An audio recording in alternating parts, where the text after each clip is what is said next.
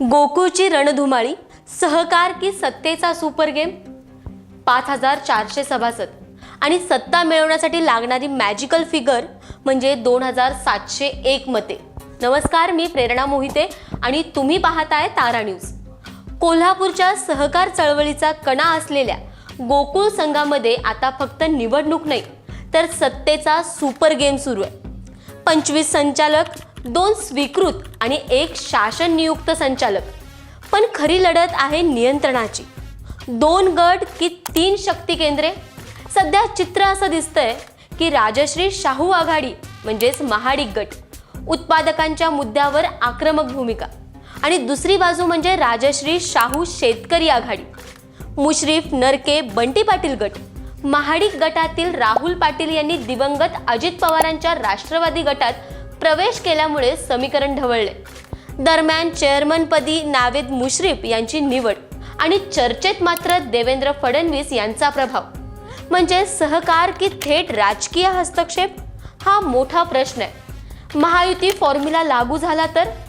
जर वरूनच आदेश आला की महायुती म्हणून एकत्र लढा, तर महाडिक अधिक मुश्रीफ अधिक इतर महायुती घटक एकत्र येऊ शकतात.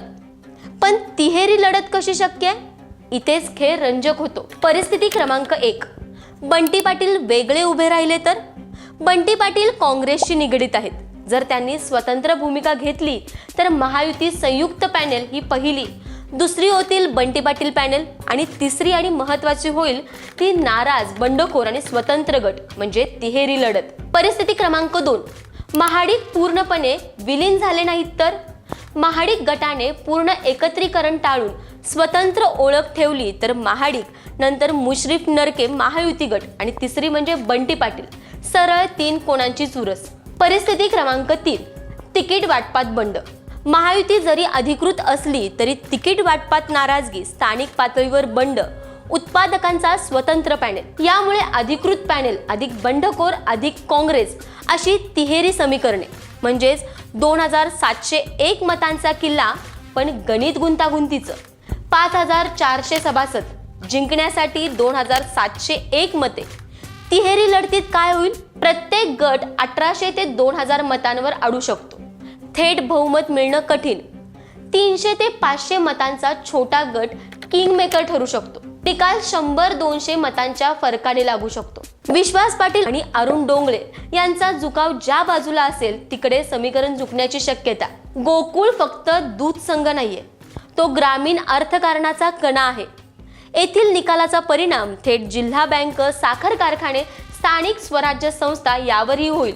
ही निवडणूक आता फक्त सहकारी राहिलेली नाहीये, ती झाली आहे 2701 मतांचा किल्ला आणि सत्तेची निर्णायक शक्ती परीक्षा. महायुती एकत्र येणार की बंटी पाटील वेगळा झेंडा उभा करणार, की तिहेरी लढतीतून किंगमेकर जन्माला येणार?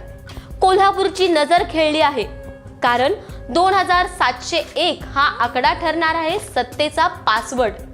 तुम्हाला काय वाटतं हे कमेंट करून मला नक्कीच सांगा आणि अशाच अपडेट पाहण्यासाठी तारा न्यूजला फॉलो करा.